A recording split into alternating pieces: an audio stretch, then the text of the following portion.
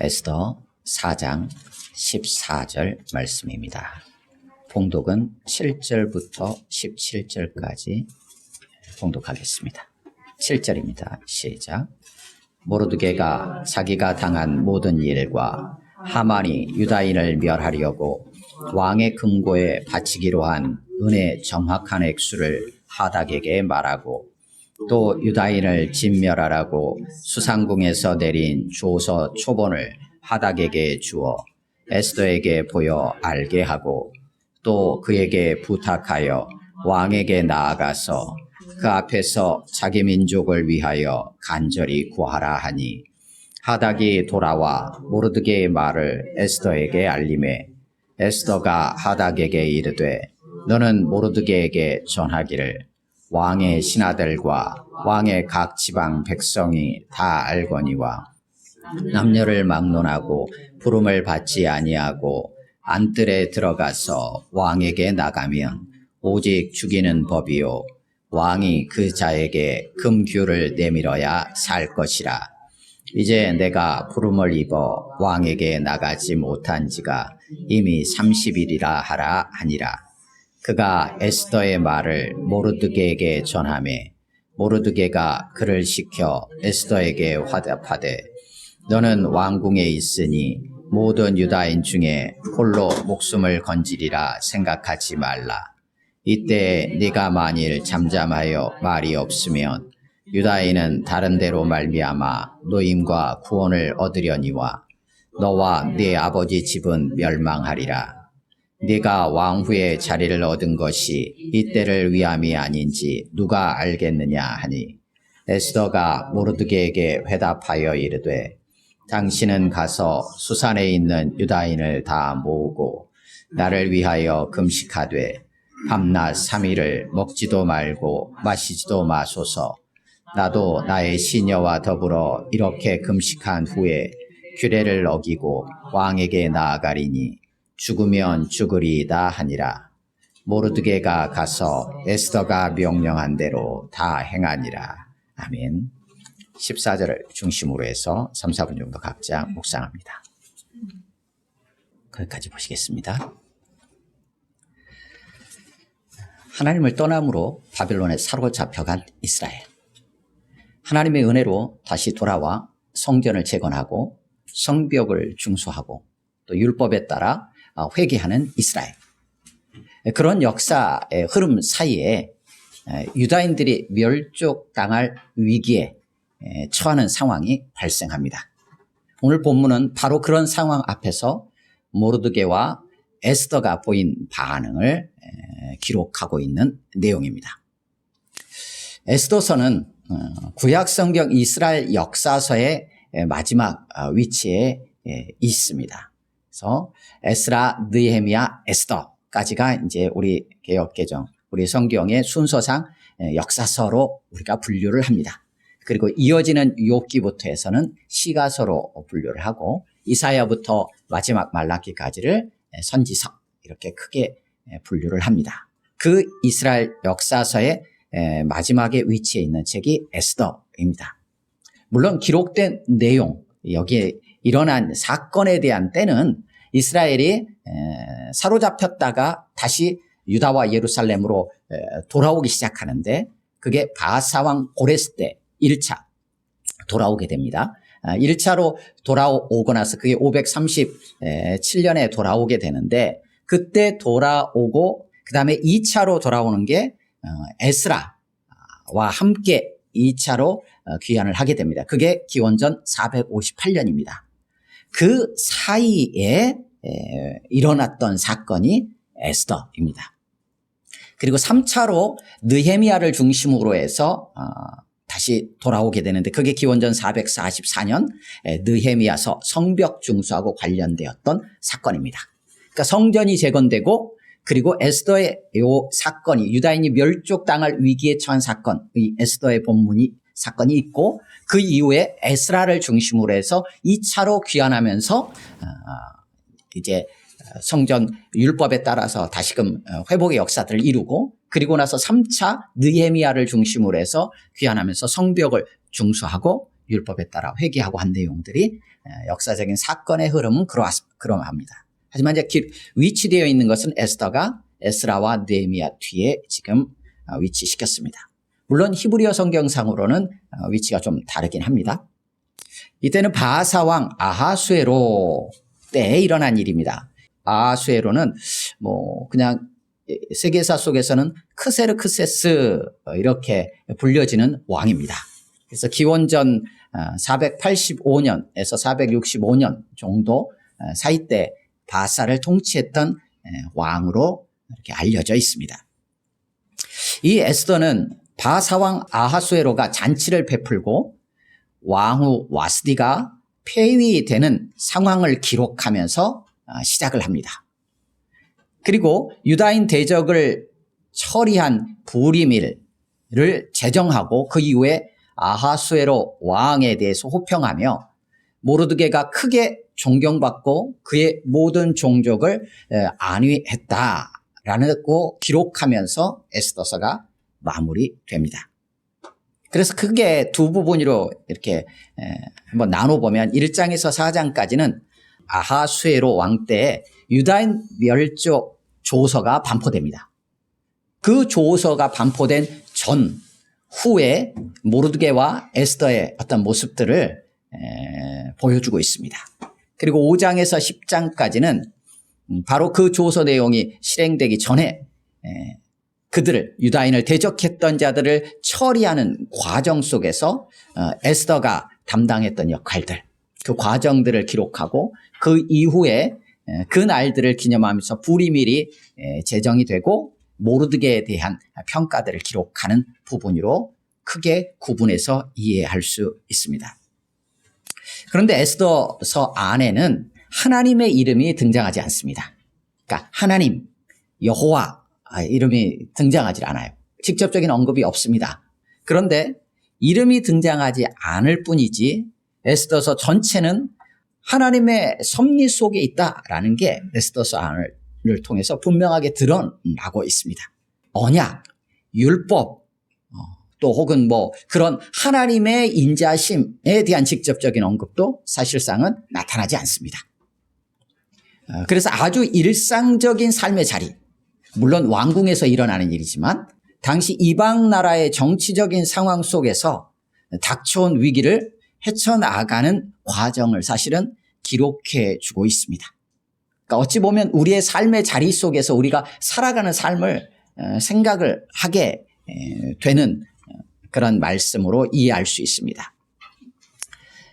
하나님에 대한 언급이 없지만 그럼에도 불구하고 하나님은 이방 나라 왕이나 주변 인물들을 통해서 하나님께서 이스라엘 가운데 인자하심을 나타내고 있다라는 것을 사실은 드러냅니다. 또한 언약에 믿음으로 반응하는 하나님의 사람들, 그들을 통해서 하나님께서 지금 언약을 지키시는구나 라는 것 또한 밝혀주고 있습니다. 이 모든 과정을 통해 이스라엘뿐만 아니라 바사 제국까지도 온 세계를 다스리시는 분이 하나님이다 라는 것들을 여전히 확인시켜 줍니다. 역사서의 마지막 흐름에서 우리가 에스더서를 한번 이해해 본다면 우리가 역대기, 에스라, 느헤미야 그리고 에스더 이렇게 역사서 위치해 있죠. 그러니까 역사서로 보면 마지막이에요. 그럼 뭘 마지막에 이렇게 위치시켜서 강조하는 것일까? 라고 한번 생각해 볼 필요가 있어요. 질문을 던지게 되죠. 그렇다고 한다면 앞에서도 나눴지만 이스라엘이 하나님을 떠남으로 인하여서 바벨론의 포로로 사로잡혀 갔습니다. 그 과정에서 성전도 무너지고 예루살렘 성도 회파되었습니다. 다 불탔죠. 그리고 백성들도 사로잡혀서 열국에 흩어졌습니다. 그런데 하나님께서는 그들을 돌이키시겠다고 약속하셨고 그 약속대로 그들을 다시금 유다와 예루살렘에 올라가게 하십니다. 1차, 2차, 3차에 걸쳐서 이동하는 과정 속에서 성전을 다시 재건했죠. 그리고 성벽도 다시 건축했습니다. 그리고 율법을 낭독하고 율법에 따라 회개했습니다. 그런 모든 일련의 과정이 다시금 진행되었음에도 불구하고 이스라엘이 여전히 하나님을 떠난 모습들을 반복하며 죄악 가운데 있는 모습이 이스라엘의 역사에 어찌 보면 마지막의 모습들이에요. 그것이 느헤미야까지 해서 다시금 나타났어요. 그러면 어디에 소망이 있느냐? 무엇을 바라보고 어찌해야 된단 말인가? 라고 했을 때 성전과 성벽을 통해서 나타난 실제이신 하나님을 바라보게 했습니다. 하나님께만 소망이 있다라는 것을 확인했어요. 그리고 율법에 따라서 회개하기도 했고 율법을 준수해 보려고 애를 쓰기도 했습니다. 그런데 그것이 불가능하다는 것이 계속 드러났어요. 그렇다면 어찌 해야 되는가? 율법을 다 이루실 분이 오셔야 되는구나. 정말로 율법을 완성하시고 율법을 온전히 죽기까지 순종하며 나아갈 그분이 오셔야 되는구나 라고 해서 메시아를 소망하게 했습니다. 그렇다면 이스라엘 백성에게 남은 것은 무엇일까? 우리도 마찬가지예요. 우리도 다르지 않습니다. 나의 의를 통해서 무언가 율법의 하나님의 말씀을 지켜 행하려고 하는 것이 우리가 하나님 앞에 나아가는 데 있어서 전혀 도움이 되지 않는다라는 것들이 계속 확인이 되었어요. 그렇다면 어떻게 해야 된단 말인가? 라는 것을 역사서의 마지막 책인 에스더, 이것을 에스더를 마지막에 위치시킴으로써 우리 가운데 그게 무엇인지를 우리에게 강조하며 드러내려고 하는 게 아닌가 이런 생각을 하게 됩니다. 그에 대한 것을 우리가 확인하게 되는 본문이 오늘 본문입니다. 크게 두 부분으로 구분을 한다고 했는데요. 1장에서 4장까지 유다인이 멸족을 당할 위기에 처하는 상황 전후로 해서 과연 어떤 상황이 펼쳐지는가라는 것들을 보여줍니다. 그 앞서서 하나님께서 이루신 섭리가 등장합니다. 그것은 아하수에로 왕 때다라는 것을 1장에서 그 배경을 설명하고 왕이 길게 잔치를 베풀면서 자기 왕 와스디도 막 자랑하는 과정에서 와스디가 왕의 명령을 거절하게 됩니다. 그 과정에서 와스디가 폐위됩니다. 그게 1장입니다. 그러니까 어떤 상황적인 어떤 배경을 설명하죠. 그러면 그 상황을 중심으로 해서 누가 등장하게 되느냐? 에스더가 등장하게 됩니다. 그것이 2장입니다. 그래서 에스더가 왕으로 올라가게 되고 그 상황 속에서 뒷장에서 또 이어지게 될 부분들에 대한 것으로 모르드게의 하나의 공이 기록됩니다. 그래서 모르드게가 대궐문에 앉아 있는데 문을 지키던 궁중 내시 2명이 왕을 암살하려는 음모를 꾀합니다. 이것을 모르드게가 우연찮게 알게 되죠. 알게 돼서 그것을 에스더에게 전합니다. 에스더가 왕에게 알리고 왕이 상황을 확인한 다음에 그들 둘을 처리합니다. 이 과정이 2장에 기록됩니다. 이 두 개의 사건, 에스더가 왕위에 오르고 모르드게가 왕 암살 음모를 미리 알려서 그것을 막은 이 공이 기록되어지는 이 두 가지 사건이 뒤에서 이제 유다인 멸족 위기에서 그 두 가지 부분이 이제 쓰임받게 됩니다. 그래서 3장에서 아각 사람 하만이 모르드게가 자기에게 엎드리지 않는 것에 대해서 불만을 가지고 모르드게만 아니라 모르드게가 속한 유다인 전체를 멸할 계획을 세웁니다. 그게 3장에 등장하고 그 계획을 따라서 왕을 꿰어서 유다인을 다 멸하라는 조서를 반포하게 합니다. 그에 대해서 4장 모르드게가 그 소식을 먼저 접합니다. 그리고 통곡하면서 옷을 찢고 죄를 뒤집어 쓰고 엎드립니다. 그리고 유다인 전체도 그 소식을 알게 되고 동일한 반응을 보이죠. 이 모르드게가 옷을 벗고 굵은 베옷을 입은 상황을 알고 에스더가 이제 자기 함께하는 사람을 보내게 됩니다. 하닥을 보내서 상황을 파악합니다.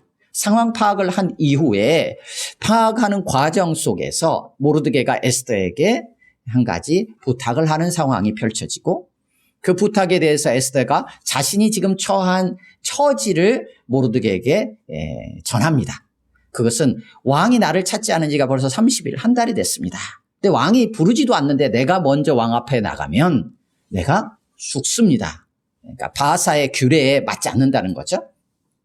왕이 규를 이렇게 내밀어야 은혜를 입어야 사는데 그것을 장담할 수는 없습니다. 라고 답변하게 되죠. 그에 대해서 모르드게가 이제 에스더에게 어찌 보면 촉구하는 내용, 가만히 있으면 안 된다라는 것을 촉구하는 내용이 오늘 본문의 내용입니다. 그리고 그에 따라서 에스더가 그 말을 듣고 그에 합당하게 반응합니다. 그리고 5장부터 이제 이것을 풀어가기 시작합니다. 에스더가 잔치를 베풀어서 왕을 초대하고, 왕을 초대하는 과정 속에서 자기 민족을 멸절하는 하만까지 초청하고, 이런 과정에서 하만은 이제 점점점 기고만장해지고, 그 속에서 모르드게가 앞에서 세웠던 그 공이 이제 드러나게 되고, 그 공을 따라서 왕이 모르드게를 높이는 상황이 펼쳐지고, 하만은 이렇게 퇴락해가는 모습들이 이제 비춰지면서 결국은 유다인을 멸절하려고 했던 유다인의 대적들이 결국은 다 죽임을 당하는 사건으로 이어지게 됩니다. 그때 그 날들을 기념하여서 부림, 제비를 뽑은 날에서 부림일, 부림절로 해서 이스라엘이 지키도록 하는 내용으로 마지막에 마무리되면서 에스더가 끝납니다. 그런 중앙에 위치해 있는 본문이 오늘 본문입니다. 그래서 유다인 멸절 위기에 빠진 상황에서 모르드게가 내가 어찌할 수 없습니다 라는 자신의 현재 처지, 현재 상황을 알렸을 때 모르드게가 에스더에게 가만히 있으면 안 된다는 것을 오늘 본문을 통해서 강하게 촉구하는 내용이 등장합니다. 같이 읽겠습니다. 13절, 14절입니다. 4장 13절, 14절 시작. 모르드게가 그를 시켜 에스더에게 회답하되 너는 왕궁에 있으니 모든 유다인 중에 홀로 건지리라 생각하지 말라. 이때 네가 만일 잠잠하여 말이 없으면 유대인은 다른 데로 말미암아 노임과 구원을 얻으려니와 너와 네 아버지 집은 멸망하리라.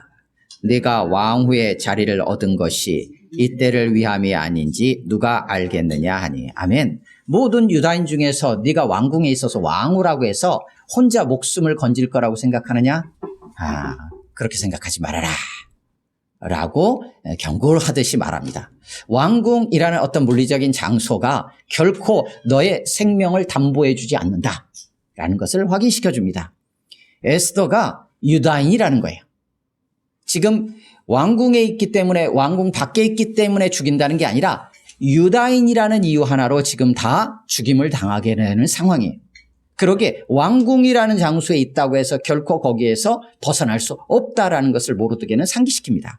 다시 말하면 에스더 너도 유다인 공동체의 지체다 라는 얘기를 해주는 거예요. 그것을 인식시켜 주는 거예요. 그러니까 공동체는 지금 같이 가고 있는 거예요. 나는 괜찮고 너는 아니다. 너는 괜찮고 나는 아니다가 아니라 공동체에 속한 한 몸이라는 인식을 모르드게는 에스더에게 확실하게 주지시키고 있는 거예요. 우리도 다르지 않습니다. 우리도 주님의 몸된 교회로 부름받은 한 몸의 지체들입니다. 그 고백이 우리 가운데 잊혀져서는 안 돼. 그러기에 함께 즐거워하고 함께 아파하면서 함께 연결되어 그리스도에게까지 자라가는 것이 마땅합니다. 하나님은 오늘도 그렇게 우리 가운데서 역사하고 계십니다. 오늘 본문의 상황에서도 마찬가지입니다. 그렇게 에스더의 정체성을 확인시켜준 후에 14절에서 이제 모르드게가 에스더가 움직이도록 촉구하는 내용입니다. 이 안에 모르드게의 신앙의 고백이 담겨 있습니다. 이때 네가 만일 잠잠하여 말이 없으면 유다인은 다른 데로 말미암아 노임과 구원을 얻으려니와. 네가 잠잠하면 다른 데로 말미암아 구원을 얻는다. 여기에 다른 성경의 책들 같으면 이렇게 기록되어 있었겠죠. 네가 잠잠하다 해도 하나님께서 우리를 구원하실 것이다. 이런 형태로 기록되었겠죠. 근데 에스더서에는 하나님 여호와 이름이 없으니까 하나님에 대해서 저기 좀 숨겨놨어요. 그리고는 얘기하는 거예요. 다른 데로 말미암아 구원을 얻는다 라고 표현을 하고 있는 거예요.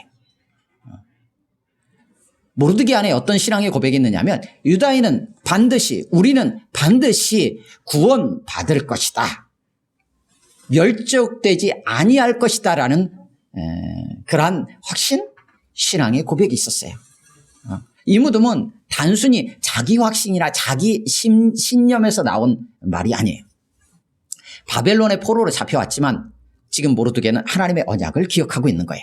그 언약대로 이스라엘이 포로에서 지금 귀환하여 유다와 예루살렘으로 1차로 돌아간 것을 모르드게는 알고 있어요. 그리고 성전도 재건됐다는 걸 알아요. 그러니까 하나님께서 지금 은혜를 베푸셔서 이스라엘 민족들을 지키시고 다시금 약속대로 고토로 돌려보내셨고 거기서 성전까지 재건하게 하신 사실을 모르드게는 지금 보아왔어요. 그래서 알고 있어요. 그러기에 모르드게는 우리 유다인을 하나님께서 멸절시키실 일이 없다. 하나님께서 우리를 반드시 구원할 것이다. 라는 이 믿음의 확신이 있었던 거예요. 이 믿음이 있었기에 지금 에스더 너가 잠잠하다면 다른 것을 통해서 다른 이들을 통해서 혹은 다른 상황을 통해서라도 하나님은 반드시 우리를 구원하실 것이다. 라는 하나님을 믿는 믿음이 있었어. 하나님의 언약을 믿는 믿음이 모르드게 안에 있었다는 것입니다. 그 고백이 오늘 본문에서 네가 잠잠하면 다른 데로 말미암아 구원을 얻을 것이다. 라고 에스더에게 분명하게 선포하고 있는 것입니다. 하나님은 하나님의 택한 백성들을 절대 놓지 않고 붙잡고 끝까지 구원을 이루어 가시겠다고 약속하셨습니다. 그렇다면 당연히 그대로 이루어 가실 것입니다. 근데 그것이 우리가 교회 안에서만 나누어지고 교회 안에서만 고백되어지는 신앙이 아니라 하나님 여호와라는 이름이 전혀 언급되지 않을 만한 우리의 삶의 자리, 우리의 삶의 현장에서도 우리 안에 놓치지 말고 붙잡고 있어야 될 신앙의 고백이라는 것입니다. 하나님은 약속하신 것, 그 약속하신 대로 반드시 이루실 뿐이라는 하나님에 대한 믿음, 하나님의 약속에 대한 믿음, 하나님이 신실하게 그 일들을 이루실 것에 대한 믿음이 우리 안에 필요하다는 거예요. 내가 아니면 안 된다라는 그러한 교만이 아닙니다. 이것은 에스더가 가진 게 아니에요. 모르드게가 에스더에게 하는 말이에요. 다른 사람이 나에게 하는 말이에요. 내 스스로 내가 아니면 안 되지 라고 말하는 게 아니에요. 그러기에 교만함이 아니에요. 또 혹은 내가 아니어도 되겠지 라는 어떤 안일함도 아니에요. 이것은 하나님을 믿는 믿음에 근거한 분명한 그 신앙의 선포예요. 먼저 부름받은 우리 역시 이때 왕으로 있었던 에스더를 향하여서 이 믿음의 확신을 가지고 지금 에스더로 하여금 움직이게 촉구하는 이 모르드게의 이 선포는 우리 역시 각자에게 맡겨주신 분량이 있어요. 삶의 자리가 있고 그 위치들이 있어요. 분량들이 있어요. 그 분량대로 성령님께서 오늘도 우리 가운데 인도하실 거예요. 그 인도하심을 따라 행하라는 것입니다. 하나님은 그 모든 것들을, 모든 지체들의 그 분량을 따라 하나님은 역사하셔서 선을 이루어 가실 것이기 때문입니다. 14절에서 모르드게는 이렇게 덧붙입니다. 중반에 너와 네 아버지 집은 멸망하리라. 다 구원받아도 네가 할 일을 역할을 네가 감당하지 않았기 때문에 이 얘기는 뭐냐면 하나님께서 너에게 지금 이때 움직이도록 성령으로 감동해 주시는 것인데 모르드게 자신을 통해서 상황을 듣게 했잖아요. 해 주시는데 그 인도하심을 네가 그 감동에 그 음성에 민감하지 않고 지금 너가 처한 처지만을 생각하여서 움츠려 있고 멈칫해 있다면 너와 네 집은 멸망할 것이라는 거예요. 그러면서 한마디 더 합니다. 네가 왕후의 자리를 얻은 것이 이때를 위함이 아닌지 누가 알겠느냐. 모르드게는 에스더가 왕후가 되는 과정을 면밀히 살피고 실제적으로 안내했습니다. 모르드게와 에스더의 관계는 사촌지간으로 기록이 되어 있어요. 우리가 그렇게 이해를 합니다. 그랬을 때 모르드게가 에스더보다 나이가 훨씬 많았던 것 같아요. 그래서 자기 딸같이 그렇게 에스더를 양육했어요. 에스더 또한 모르드게를 사촌 오빠지만 아버지처럼 부모처럼 잘 따르고 그 양육을 받았어요. 그리고 모르드게 안내를 잘 받았어요. 그래서 왕후가 되어서 들어갈 때도 네가 유다인이라는 걸 얘기하지 말아라 라고 모르드게가 얘기할 때 에스더는 그 말을 따랐어요. 그리고 오늘 본문에서도 이렇게 모르드게가 촉구하자 그에 따라서 에스더가 반응을 해요. 그런 관계 속에 있었어요. 에스더가 왕후가 된 것이 그의 용모 때문에 물론 용모가 아름다웠어요. 하지만 그것 때문만은 아니에요. 하나님의 인자하심 때문이에요. 성경에서는 물론 그렇게 기록되어 있지는 않아요. 하나님이 인자를 베푸셨기 때문이라고 그러지 않고 에스더가 나아갈 때 그의 앞에 있는 자들 앞에서 인자함을 얻게 했어요. 은혜를 받게 했어요. 은총을 받게 했다. 모든 사람 앞에 사랑스러웠다라는 걸 통해서 하나님께서 인자를 베풀고 계시다는 것을 분명히 드러내줬어요. 에스더가 단지 아리따웠기 때문에 왕후가 된 것이 아니라, 그리고 왕후가 되어서 또 왕과 함께 친밀하게 있었던 게 아니라 하나님의 섭리와 하나님의 다스리심과 하나님의 인자심으로 이런 상황 속에서 에스더를 사용하시려고 하는 하나님의 뜻 안에 있었다라는 것이, 그걸 앞에 2장 3장을 통해서 우리가 엿보게 돼요. 모르드게는 에스더의 성장 과정 그리고 왕후가 되는 과정을 보았기 때문에 지금 이때의 상황, 이 위기의 상황을 그 에스더의 모든 과정들과 연결해서 지금 이해하고 있는 거예요. 우리의 삶의 자리에 각자 처한 자리들이 있을 수 있어요. 지금 맞닥뜨리는 어떤 상황들이 있을 수 있어요. 위기들이 있을 수 있고 문제가 있을 수 있어요. 그것들을 단지 그 문제와 나의 지금 생각과 나의 사고와 경험만으로 그것을 이해하려고 하는 게 아니라 지난 세월 동안 지금까지 나의 삶에 역사하셨던 하나님의 은혜의 손길들을 더듬어 기억하면서 그 속에서 하나님께서 나를 어떻게 이끌어 오셨는지를 되새기면서 지금의 상황을 살피는 것이 필요함을 우리가 이 모르드게의 고백 속에서 확인하게 돼요. 하나님이 이 때를 위해 에스더를 왕후의 자리에 앉힌 것이다 라고 단정하지는 않아요. 모르드게. 앉힌 것일 수 있다 라고 고백을 합니다. 모르드게 자신이 하나님이 아니에요. 그래서 단정짓지는 않아요. 하지만 모르드게 안에 주신 지금의 모든 상황을 통해서 확인되어지는 것, 그리고 하나님이 주시는 감동을 통해서 볼 때 네가 지금 왕후의 자리에 앉은 것은 이때를 위함이 아닐 수 있겠느냐, 아니겠느냐, 그럴 수 있다라고 지금 얘기를 하는 거예요. 하지만 그 모든 것을 실제로 주관하시고 역사하실 분은 하나님이세요.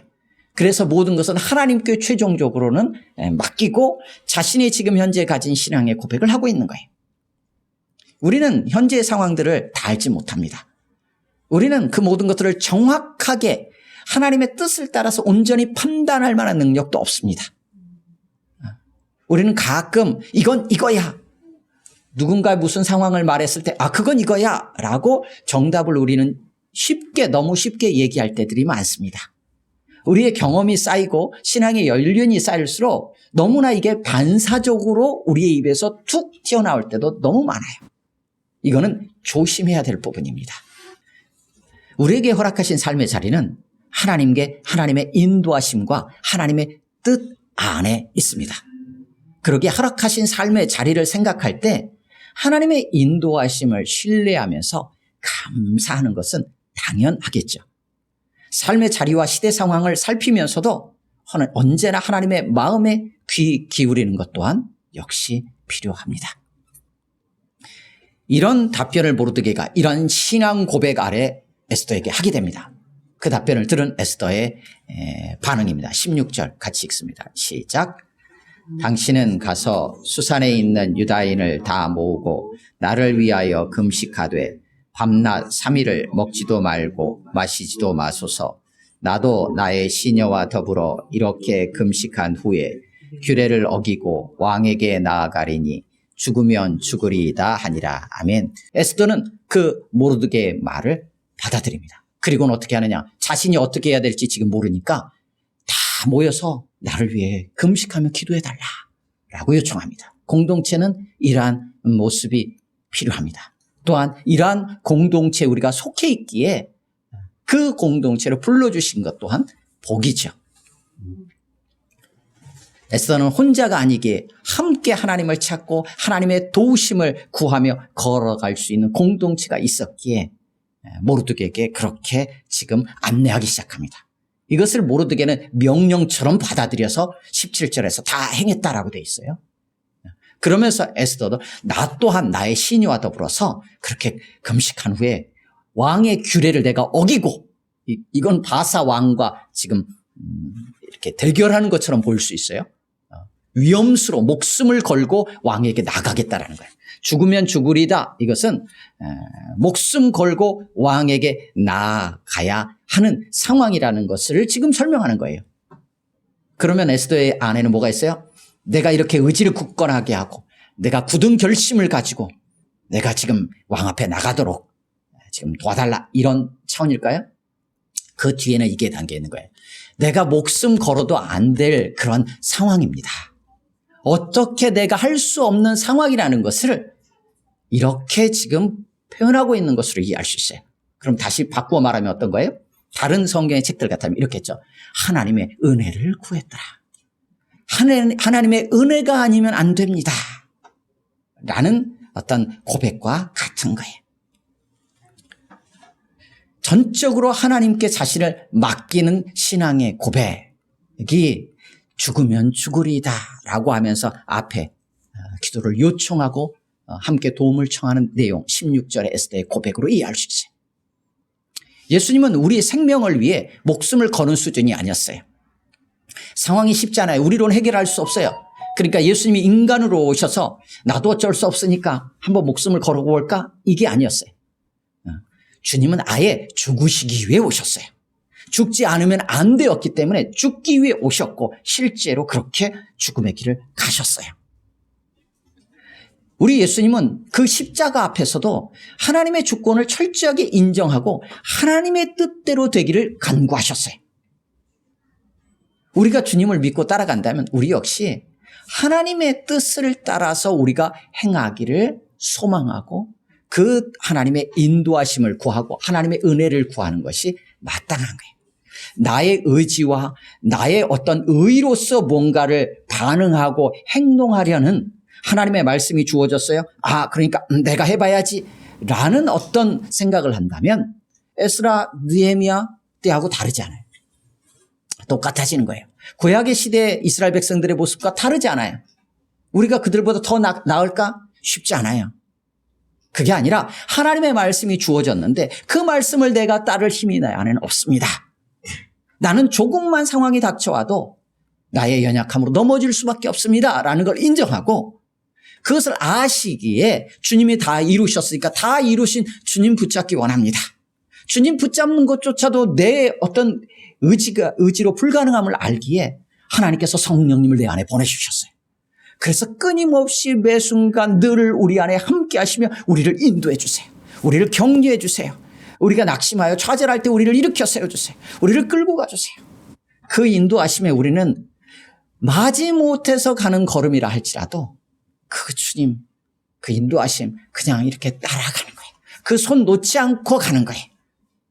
그것을 오늘 보면 모르드게와 에스더의 이 주고받는 대화를 통해서 굳이 한마디로 표현한다면 믿음의 고백, 믿음으로 행하는 거예요.